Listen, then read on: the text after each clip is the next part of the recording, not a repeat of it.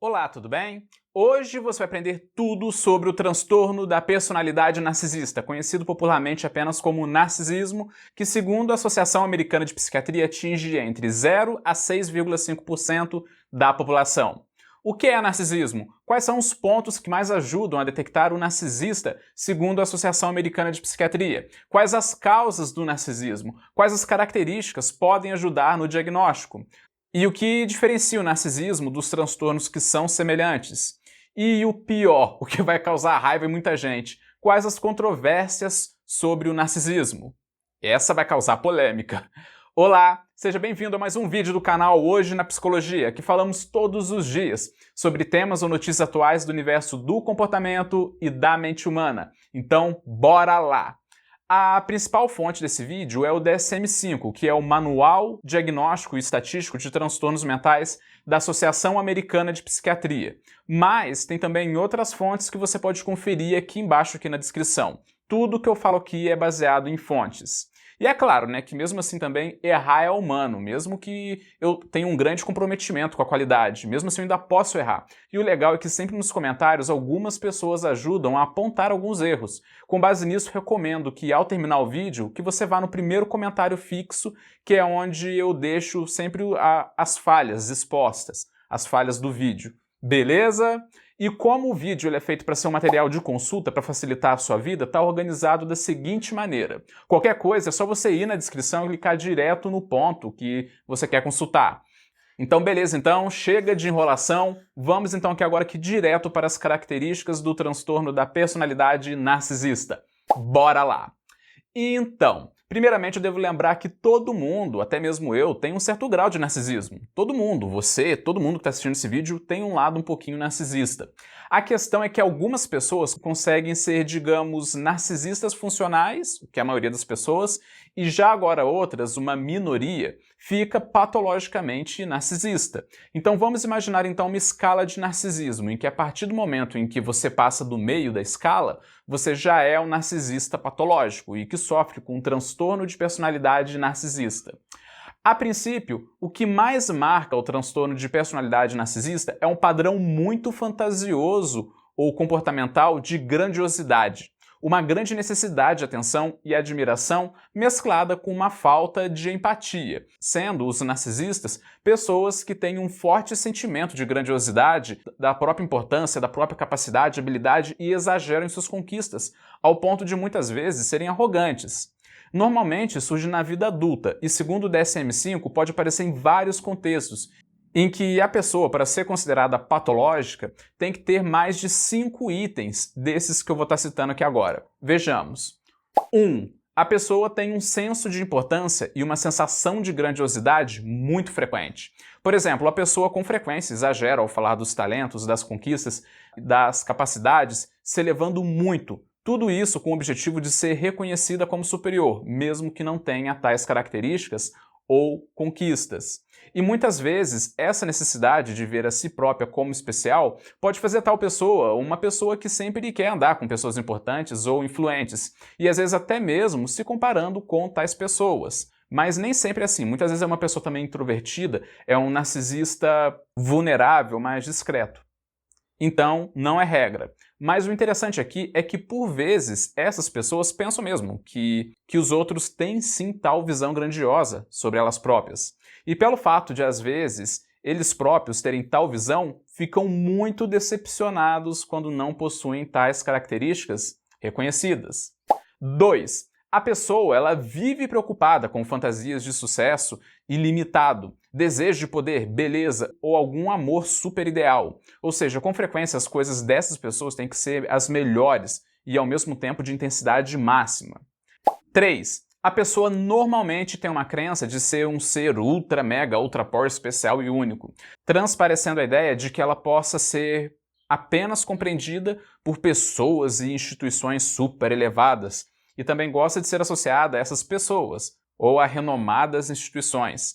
Mas o grande problema é que por vezes exigem mesmo tal reconhecimento e odeiam serem comparadas ou tratadas como uma pessoa comum. E muitas vezes arrumam até formas de serem tratadas como pessoas, entre aspas, do topo de onde ela está inserida. Por exemplo, o fulano faz questão de falar que ele é médico, faz questão de falar que ele é instrutor de tal coisa, ou até mesmo maquiar as coisas. Por exemplo, falar que é especialista em um assunto que estudou na NASA, transparecendo a ideia de que realmente frequentou a instituição, sendo que, na verdade, fez um curso online gratuito que qualquer um poderia fazer, entende? Pois muitas vezes sentem que as associações, seja as pessoas poderosas, sejam as instituições renomadas, podem formar ou expandir a impressão dada aos outros e aumentar a idealização da visão de ser uma pessoa especial.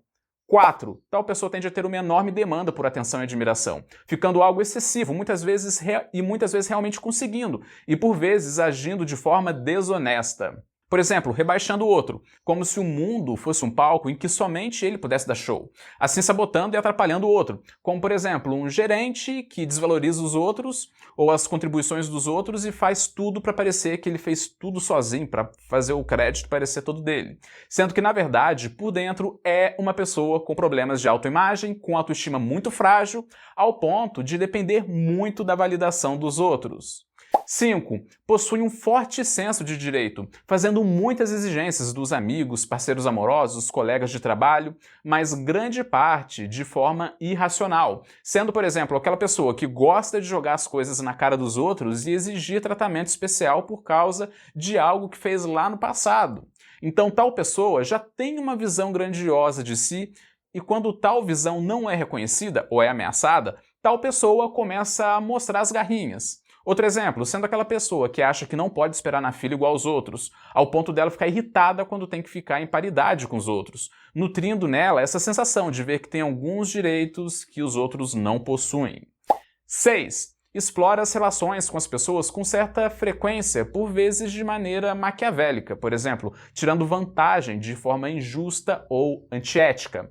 Aliás, pelo fato da pessoa já ter essa mania de grandiosidade, ela acha ter um grande senso de direito, exigindo atenção. Então isso pode, no final, resultar em uma exploração altamente abusiva das outras pessoas, às vezes até mesmo de forma inconsciente. E muitas vezes, suas relações, sejam profissionais, sejam de amizade, até mesmo de relacionamento, são moldados no intuito de poder alimentar esse ego gigantesco de busca por admiração e reconhecimento, com pessoas que têm problema de autoestima e que sejam dependentes deles.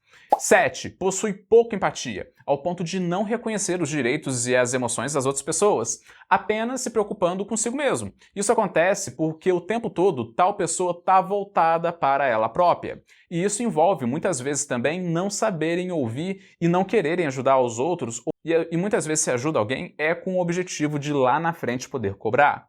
E também essa questão da baixa empatia também se reflete de não enxergar quando são inconvenientes, invasivos ou quando fazem comentários constrangedores. Sendo que nas vezes em que reconhecem as características positivas de alguém, geralmente é com o objetivo de depreciar ou falar mal, apontar alguma característica negativa e por aí vai. Por exemplo, o filho da fulana passou no vestibular para medicina. Mas, de hoje em dia, qualquer um passa para a faculdade de medicina, agora eu quero ver ele se formar.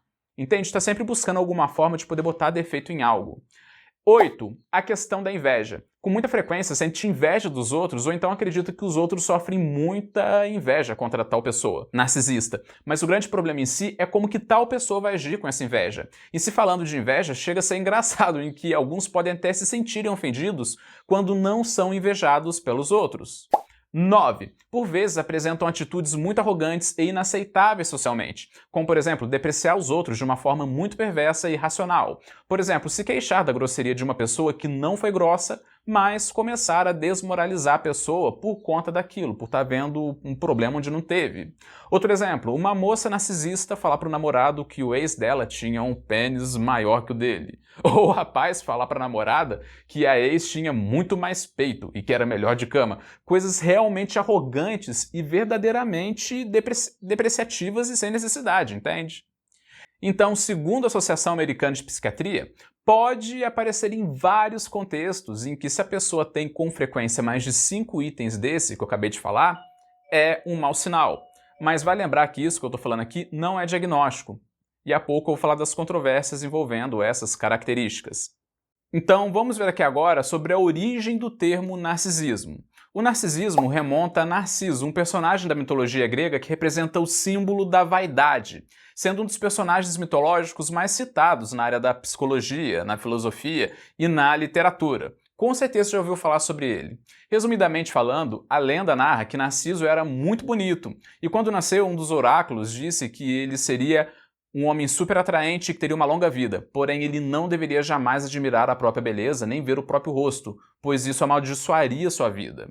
Mas ele tinha uma beleza enorme que despertava interesse em muitas pessoas, tanto em mulheres quanto em outros homens e até mesmo em seres sobrenaturais. Porém, Narciso era muito arrogante e orgulhoso, e ao invés de se apaixonar por pessoas, ele ficou apaixonado por ele próprio, pela própria imagem, se vendo quando refletia em um lago. Porém, tinha uma ninfa que sempre foi apaixonada por ele. Porém, sua paixão nunca foi correspondida, já que Narciso era muito apaixonado por ele próprio e mais ninguém. Porém, com a extrema arrogância dele e por menosprezar a ninfa, ela o amaldiçoou, o deixando definhando até a morte no leito do rio, enquanto ele contemplava o próprio rosto. Após a morte dele, o belo jovem virou uma bela flor, flor essa que existe até hoje, chamada Narciso. Incrível, não é mesmo? Agora vamos ver agora as causas do narcisismo.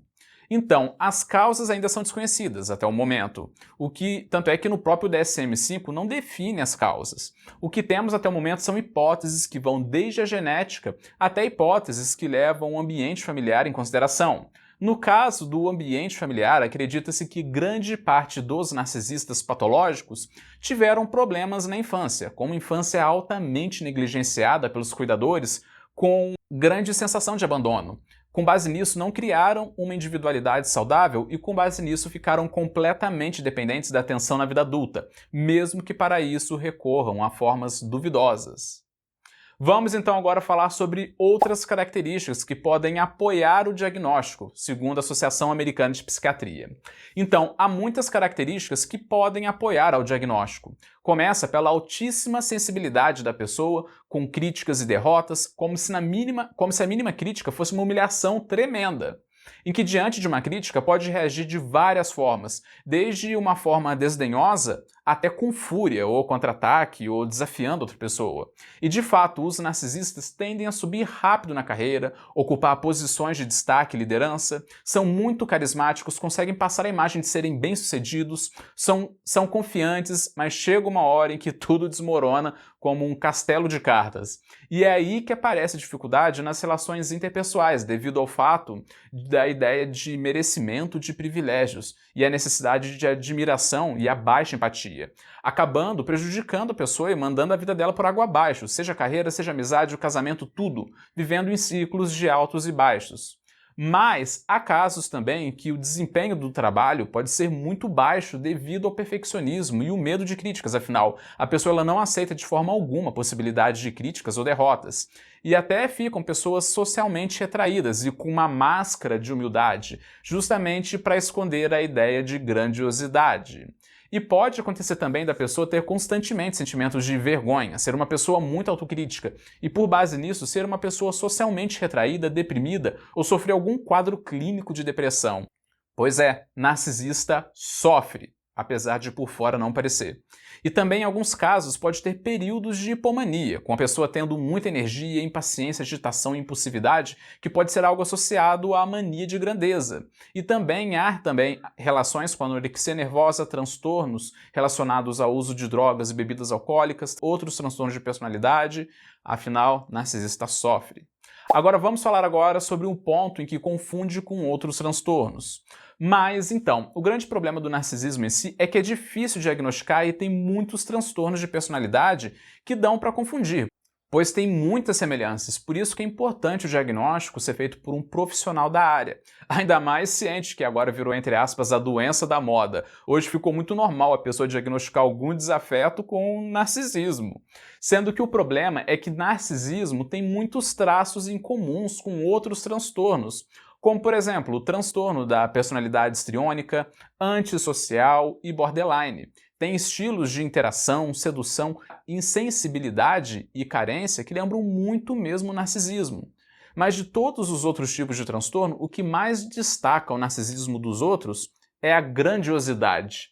O que diferencia o narcisismo do borderline é que no borderline, geralmente por detrás da busca por atenção, há um medo tremendo de abandono, o que é um dos principais causadores do problema. Já agora, no narcisismo, a vontade em si é da admiração e ser bem visto como o bambambam do pedaço.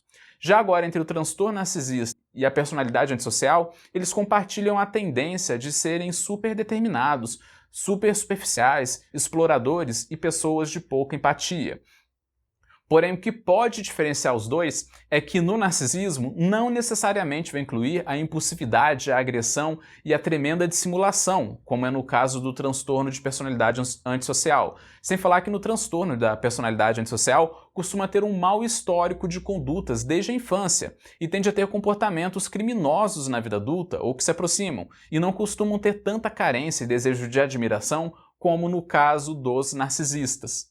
Já agora, o que diferencia o transtorno de personalidade narcisista do transtorno de personalidade obsessivo-compulsiva, nos dois o indivíduo pode ter um alto grau de perfeccionismo e acreditar que os outros não são capazes de fazer as coisas. Porém, o que ajuda a diferenciar o narcisista é que o narcisista tende a achar que atingiu a perfeição.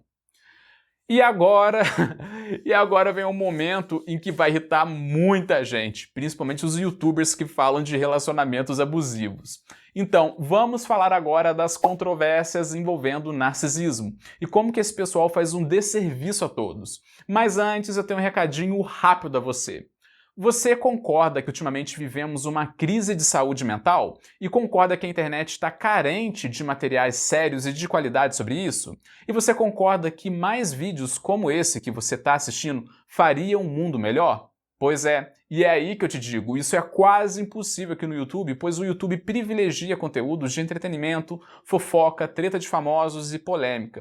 Já quanto a vídeos sérios como esse, são sempre deixados no limbo da plataforma. E o pior, grande parte dos nossos vídeos são desmonetizados, mesmo com todos os vídeos sendo embasados em referências bibliográficas sérias, sendo que conteúdo sério como esse é muito caro fazer, pois envolve pesquisa, envolve edição, envolve revisão, coisas que gastam tempo e dinheiro. Mas como que a gente sobrevive e ainda produz esse conteúdo? E é aí que tá. Com a sua ajuda, com você ajudando ao projeto clicando em Seja Membro. Ao virar membro, você ganha vários benefícios exclusivos, desde treinamento até o meu WhatsApp pessoal para falar direto comigo. Você pode conseguir. Lembrando que a sua ajuda pode salvar vidas através da informação de qualidade, sem autoajuda barata.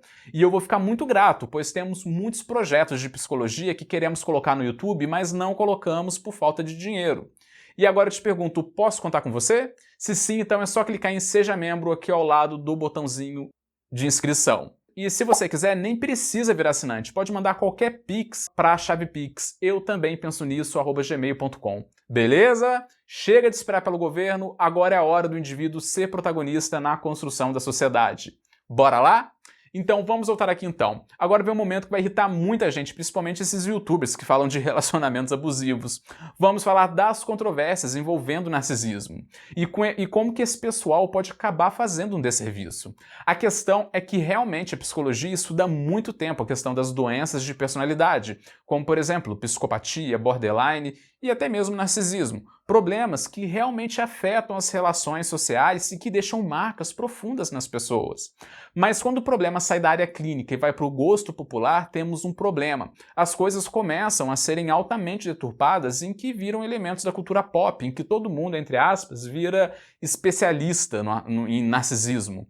Sendo que no próprio meio científico e clínico, é muito difícil diagnosticar tais traços nas pessoas. Inclusive, o transtorno de personalidade narcisista é tão contestado no meio acadêmico que quase foi removido em 2013 do DSM-5, que é o Manual Diagnóstico e Estatístico de Transtornos Mentais da Associação Americana de Psiquiatria, que é a principal fonte desse vídeo e uma das principais referências no meio. O motivo da quase remoção foi porque os médicos não conseguiram concordar exatamente com o que é o narcisismo. E mesmo assim, a descrição sobre narcisismo, que foi feita no DSM-5, foi muito criticada no meio psiquiátrico. Inclusive, creio eu que no DSM-6 vai ser muito diferente do 5, vai ser muito mais específico, pois sofreu muita crítica. Mas é consenso entre os profissionais de saúde mental que o narcisismo realmente exista, e isso é fato. Mas o problema é que se é algo que a ciência tem ainda muitas dúvidas, e os profissionais da área clínica têm dificuldade em achar uma forma precisa de diagnosticar, então como que pessoas do lado de fora, principalmente youtubers, vão ter tanta facilidade assim? E é aí que chegamos na questão. De um lado, com a popularização do termo, conseguimos ter mais consciência desse problema. Porém, em contrapartida, há também uma banalização, em que um comentário à parte que alguém solta já pode, entre aspas, cair em um diagnóstico de narcisismo, feito por um canal no YouTube. Mas por que será que isso daí acontece? Pois é, se a ciência é muito cheia de dúvidas, por que então as pessoas e a imprensa têm tanto fetiche por falar em narcisismo? Simples, porque é muito satisfatório taxar os outros e buscar alguém para botar a culpa por alguma coisa. Principalmente quando essas pessoas que estão realmente sendo acusadas fizeram por onde merecer tal situação. E como disse a doutora Hannah Bark em seu artigo de opinião no The Guardian, os gurus de autoajuda que são focados na toxicidade, esse pessoal que só fala em relacionamento tóxico, adoram vender a condenação da outra pessoa, principalmente para esconder a nossa culpa, mostrando que o erro está no outro, não na gente mesmo. E é aí que vemos, por exemplo, um casal de namorados que acabaram de brigar, um deles vai no YouTube, vê X traços de narcisismo, segundo um guru, faz força para se lembrar de quando o outro fez um daqueles traços, que por sinal todo mundo já fez uma vez ou outra ao longo da vida, e conclui que o outro é narcisista, que o outro é uma pessoa tóxica, que o outro é uma pessoa manipuladora, ou seja, tudo por causa de algo que saiu da área clínica e foi para a cultura pop.